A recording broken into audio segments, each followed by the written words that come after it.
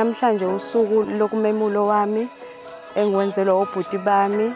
Ngicela usuku namhlanje lube impumelelo kubo bonke abasisingathileyo. Sicela ukuthi kube khona ukukhanya, kube khona impumelelo phakathi kwaleli khaya laKwaMthetho.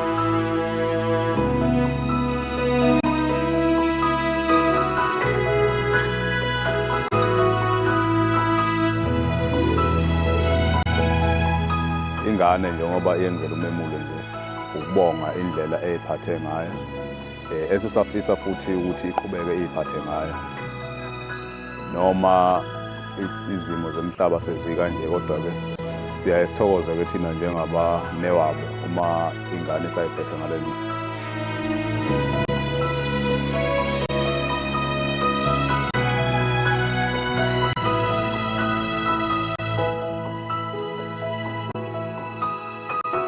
Kuyinjabulo kakhulu kumina.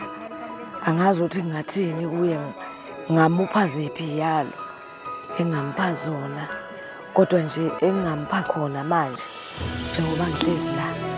Ngiyafisa ukuthi uPhumzile aziphathe kahle.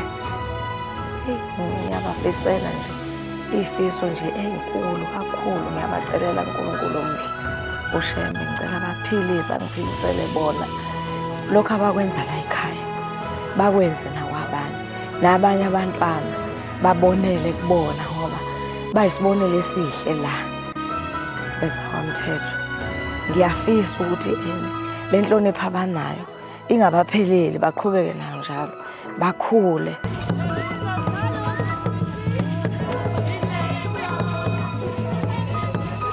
Bobhuti bami, ngiyabonga ngalolu suku namhlanje eningihlelele lona. Ngingalwazi, kodwa ekugcineni lagcina lwaba impumelelo. Ngibonga kakhulu.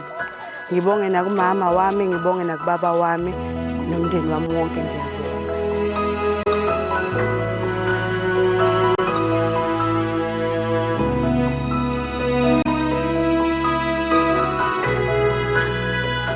Ngiyafisa ukuthi uNkulunkulu azange angishila ngolunye usuku, labazange abashiya abakhumbule, abagodla uShembe, abafihle nasemoyeni eminingi evungusayo ebayaziyo nabangayazi, kodwa uShembe abafukamele, noyise wabo lapha khona abafukamele.